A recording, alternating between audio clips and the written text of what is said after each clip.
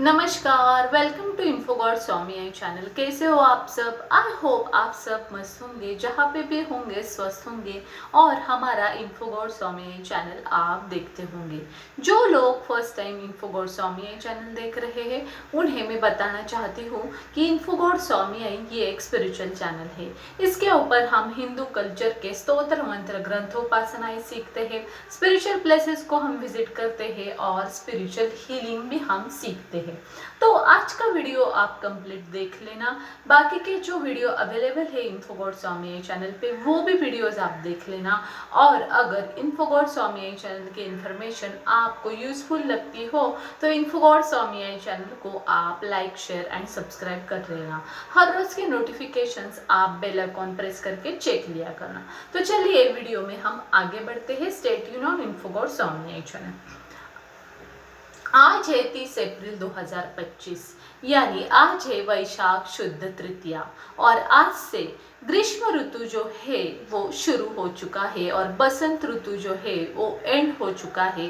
और वैशाख मास शुरू होने के कारण और ग्रीष्म ऋतु शुरू होने के कारण बहुत ही हीट शुरू हो चुकी है। जी हाँ, आज वैशाख शुद्ध तृतीया को रहती है अक्षय तृतीया, जिसके बारे में हमने ऑलरेडी हमारे वीडियो पे डिस्कस किया था। अगर अक्षय तृतीया की इंफॉर्मेशन आपने इन्फोगॉड स्वामी आई चैनल पे नहीं देखी है तो उसका भी वीडियो और उसकी वीडियो के डिस्क्रिप्शन बॉक्स में मैं लिंक डालूंगी, वहां से आप देख लेना। लेकिन इसी के साथ अक्षय तृतीया के दिन कुछ और शुभ संयोग वैशाख शुद्ध तृतीया को आते हैं, जैसे कि परशुराम जयंती भी आज रहती है, अन्नपूर्णा जयंती भी आज रहती है और बसवेश्वर जयंती भी आज रहते हैं। परशुराम जी का जन्म अक्षय तृतीया के दिन ही हुआ था, अन्नपूर्णा माता का भी जन्म अक्षय तृतीया के दिन हुआ था और बसवेश्वर जी महाधर्म गुरु जो है उनका भी जन्म अक्षय तृतीया के दिन ही हुआ था। तो आज हम टॉपिक जो डिस्कस करने वाले हैं वो परशुराम जी के ऊपर है। जी हाँ, परशुराम जो श्री हरि विष्णु नारायण के छठे अवतार थे उनके बारे में आज हम डिस्कस करने वाले हैं। जैसे कि मैंने बताया, आज अक्षय तृतीया है जो हिंदू धर्म के अनुसार 3.5 मुहूर्त जो रहते हैं शुभ मुहूर्त, उनमें से एक शुभ मुहूर्त है। और हिंदू धर्म में और जैन धर्म में अक्षय तृतीया को बहुत माना जाता है। कुछ भी काम आप कर लो, आप इस शुभ मुहूर्त पे शुरू कर सकते हो। कोई भी नया संकल्प हो, कोई भी अन्नदान हो, किसी भी चीज का दान हो, कोई नया घर खरीदना हो, नई कार खरीदनी हो, सोना लेना हो, शादी करनी हो या बच्चे को जन्म देना हो या किसी भी तरीके का नया डिसीजन आप जॉब बिजनेस के बारे में लेना चाहते हो तो अक्षय तृतीया का शुभ मुहूर्त, ये सबसे बड़ा शुभ मुहूर्त 3.5 शुभ मुहूर्त में माना जाता है।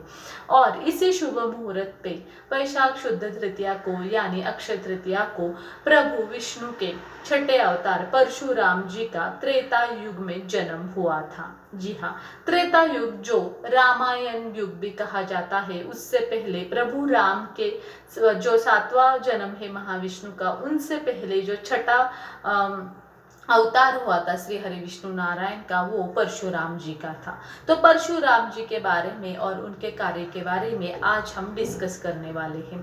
परशुराम जो त्रेता युग में जन्मे, वो एक ब्राह्मण ऋषि के जन्म घर में जन्मे थे जो विष्णु के छठे अवतार है।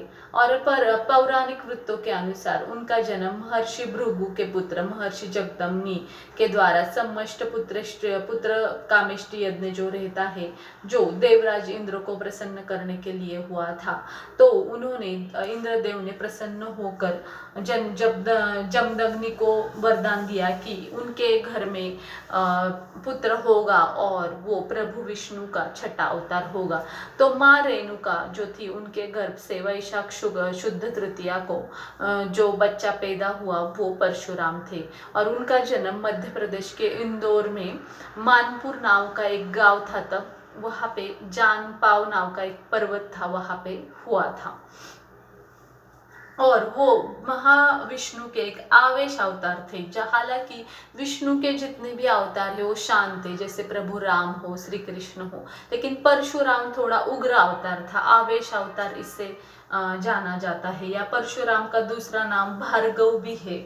और महाभारत और विष्णु पुराण के अनुसार परशुराम का मूल नाम जो दिया था वो राम था, लेकिन जब उन्होंने भगवान शिव की उपासना की और शिव ने प्रसन्न होकर उन्हें परशु नामक एक अस्त्र प्रदान किया, तो उससे उन्होंने भगवान शिव को हमेशा अपने हृदय में बसाने के लिए उस अस्त्र का नाम अपने नाम के आगे लगाया, और उस दिन से राम का परशुराम हुआ।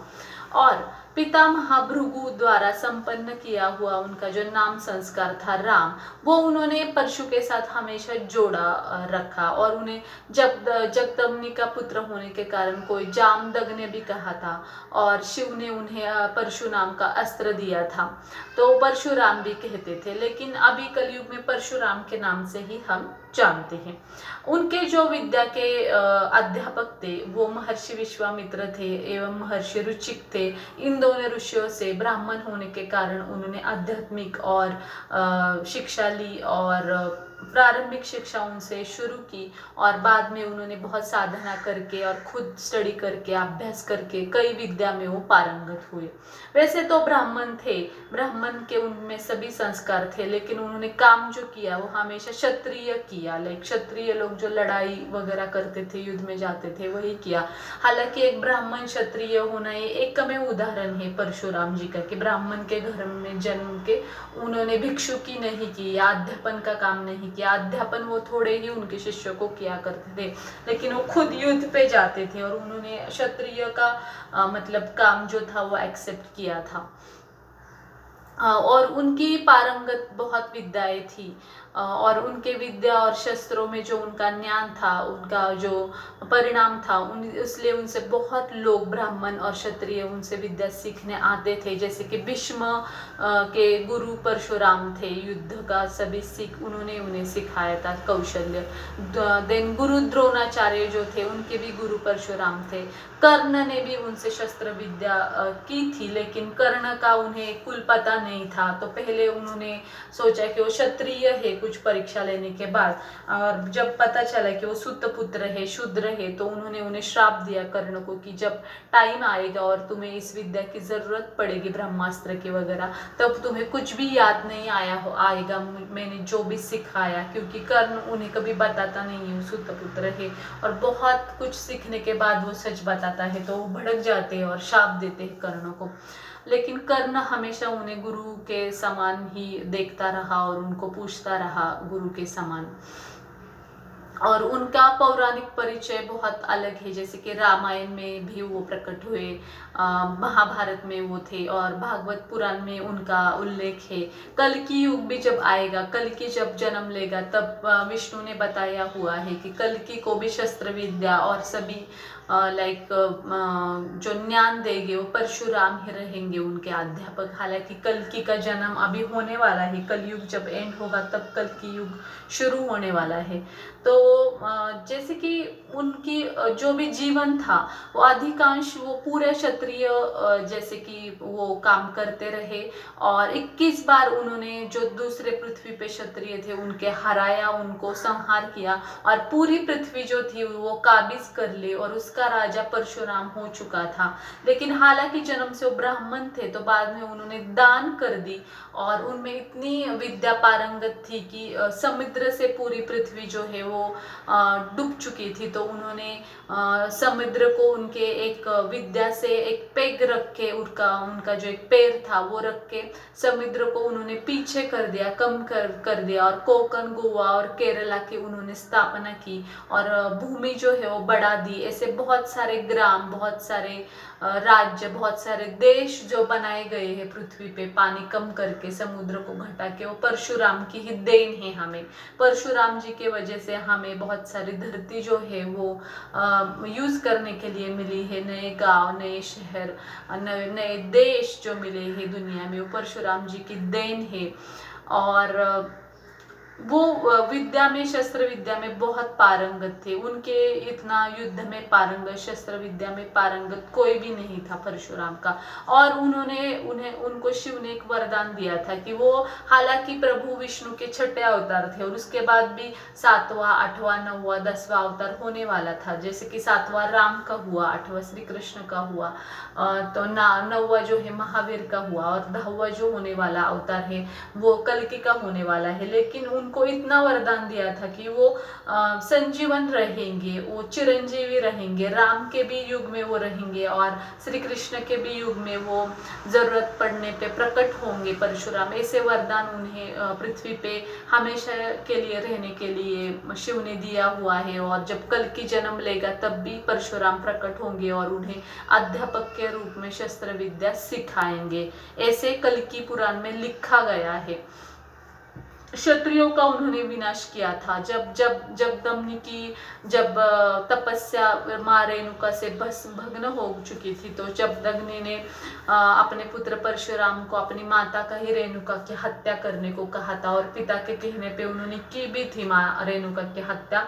लेकिन जब वो प्रसन्न हो गए कि मेरे बेटे ने मेरा सब सुन लिया, तब उन्होंने उसे वरदान मांगा, तो उन्होंने फिर से माँ को जीवित करने का वरदान कहा। और ये जो घटना है उसका भी विसर पड़ जाए, कभी भी याद ना आए माँ को मैंने मारा है, ऐसे वरदान उन्होंने अपने पिता जमदग्नि को मांगा। इतने वो अपने पिता के तरफ डेडिकेटेड थे और पिता को भी वो गुरु की तरह ही देखते थे।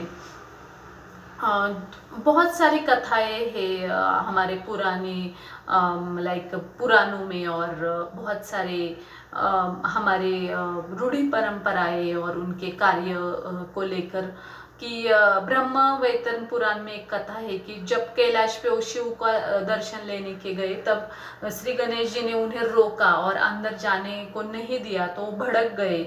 और वो आवेश अवतार थे प्रभु विष्णु के, तो वो भड़क गए श्री गणेश को लेकर, तो गणेश और अंदर जाने की कोशिश की। तो गणेश में क्या किया कि परशुराम को बलपूर्वक अपनी जो शून थी उस शून में लपेट लिया और पूरे तीनों लोक में भ्रमण करवाया और श्री कृष्ण का दर्शन दिया, भूतल पर पटक दिया और चेतनावस्था में उन्हें डाल दिया। तो परशुराम जो है वो चेतनावस्था में होके बेशुद्ध हो गए, और जब वो जग गए तब उन्हें पता चला कि एक छोटे बाल गणेश ने उन्हें ऐसा किया है। तो वो भड़क के और उनका एक दांत तोड़ दिया श्री गणेश का, और तब से श्री गणेश जो है एकदंत के नाम से प्रसिद्ध हो गए। ऐसी बहुत सारी घटनाएं हैं।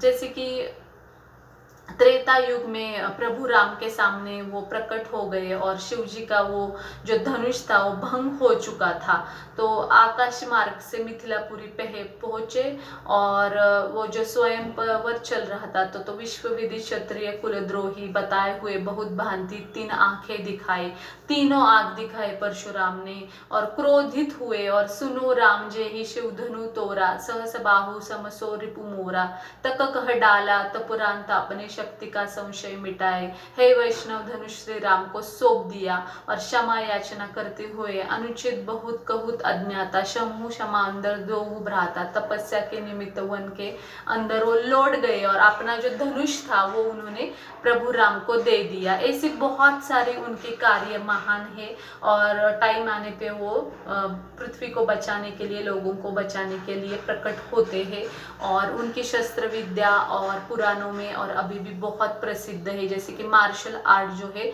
वो परशुराम की ही देन है, मार्शल आर्ट उनके ही शस्त्र विद्या के ऊपर आधारित है, जो अभी कलयुग में हम कलरी पायुट्ट की उत्तर शैली के नाम से जानते हैं।